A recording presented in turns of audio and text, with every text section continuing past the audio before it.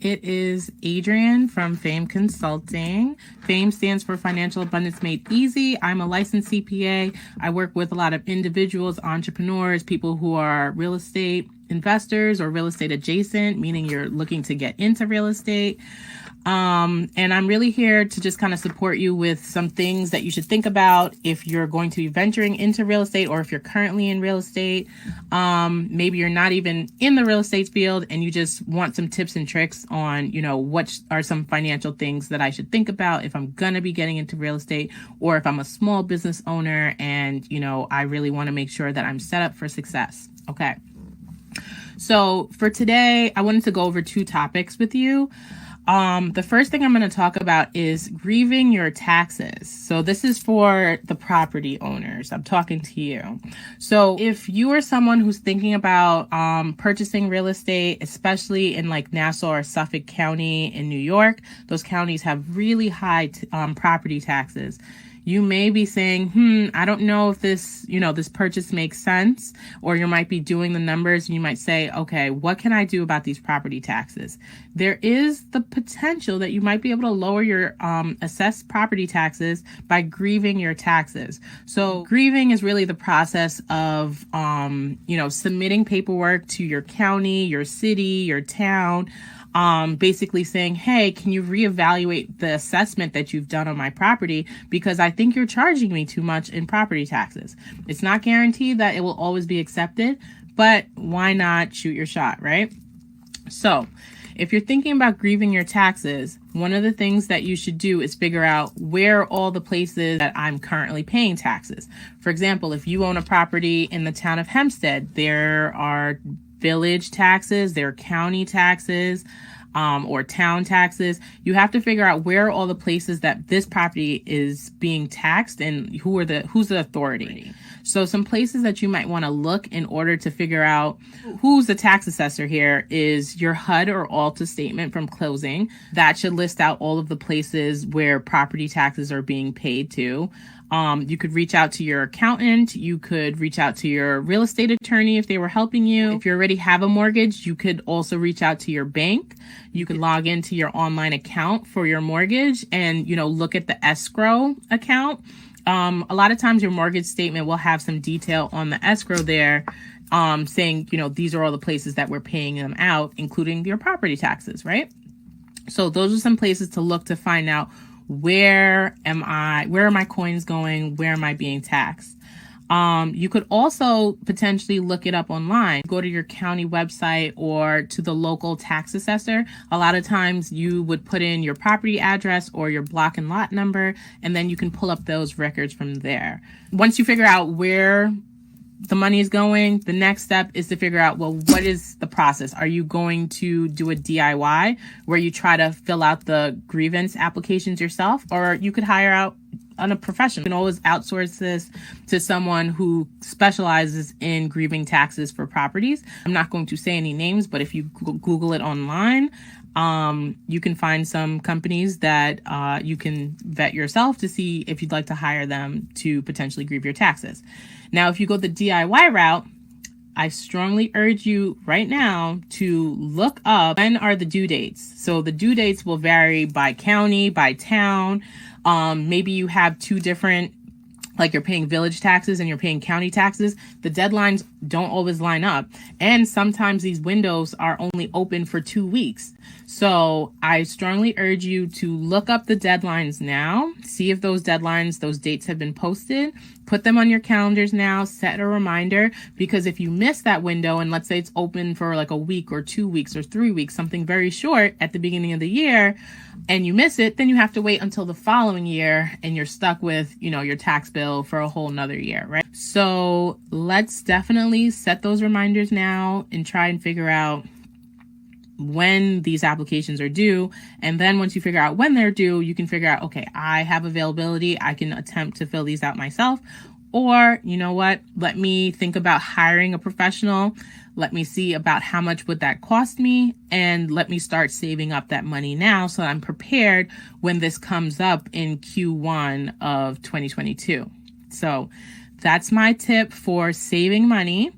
Now, for making money, if you are a small business owner in Nassau County, I have a grant for you. What I am going to do is just read through some of the requirements and information from the grant website. So again, I will share this link at the end of the video. This is a grant. It's called the Boost Nassau Main Street Recovery Grant Program. The $10,000 grant that is being awarded to small business owners located in Nassau County. So if you have a business that's located in Nassau County, or if you know a small business owner, please, tap them on the shoulder, let them know, hey, let me look out for this because these grant funds might be available to them. I do want to add in the caveat that per the Internal Revenue Service, that is the IRS, these grants are taxable. So you will have to report these grant funds on your taxes and potentially pay taxes on these dollars. You could potentially bring in $10,000. I know a lot of our small businesses are hurting right now, so they could potentially use this money, taxable or not. So if you know someone, or if you are this someone, I strongly encourage you to apply for this grant. So let's talk about eligibility. So to be eligible, you have to have less than 50 full-time equivalents, or, FTEs.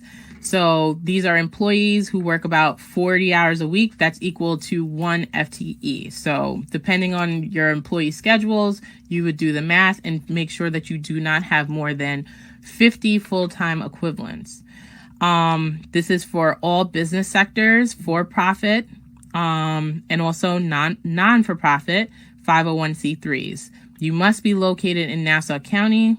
Businesses must have less than $5 million in annual revenue. Businesses must be currently open at some level. So if you are operating online, that is still at some level, right? Must certify and demonstrate /identify that they have experienced financial hardship due to COVID-19. So you will have to sign affirmations basically saying that, yes, you're saying in the affirmative that the hardship I'm experiencing is COVID related. You have to have a reduction in revenue, increases in expenses or percent of expenses, costs related to COVID compliance, staffing difficulties, things to that nature. The grant amount, like I said before, is $10,000. And then they have a list of business ineligibility. So, if you have more than 50 employees, you would not be eligible. If you're in a current bankruptcy proceeding, you would also, in the last 12 months, you would also be ineligible. And there's a list of a few other things that would make you ineligible. So if those ineligibility requirements do not apply to you, I strongly urge you to apply if the dollars are available and, they could potentially help your business. You've been experiencing a hardship related to COVID-19, as many of us are. Please apply. I am not affiliated with Nassau County other than being located there. So I'm not there. I do not get anything from, promoting this, but other than out of, the goodness of my heart, I just want to help some small business owners. Okay. So some things that you will need when you do the application. You will need to have your 2019 tax return. Your 2020 tax return, I believe it's optional, but if you've already filed it, then I would say, provide that as well. And this is probably the one where small business owners might be struggling, is your P&L, your profit and loss statement for 2021. So the P&L is a report that basically has all of your income at the top, and then it lists all of your expenses by category. And at the bottom, it'll say income minus expenses equals, net income. So if you have bookkeeping or you have a bookkeeper or an accountant, great. If you do not have one, you can reach out to someone like myself. I can help you with getting those bookkeeping records together so that you can have that ready to apply for this grant. I do not know the grant deadline, so I will see if I can find that somewhere. I did not see it on the website, but I would say time is of the essence. So if you can get that in, get your P&L together, get that in before the end of the year, let's try and do it. If we can do it this week, why not? So just putting this out there, if you are a small business owner or you know someone who's located in Nassau County, that is a way to make some money, okay? So thank you for joining the Lunchtime Live. I normally try to keep this between about 10 to 15 minutes because I know you're probably on your lunch break, and, just give you some quick tips and tricks. You can find me on almost every social media platform at Fame Consulting. Please subscribe, follow me on social media, check out my YouTube channel if you want to see some of the old recordings that I've done. And you can also call my office line is 347-746-8979. If you ever need support in the realm of finance or accounting, please remember me, reach out to me, and here's to saving and making some money. All right. So I'll see you next Wednesday. Talk to you then.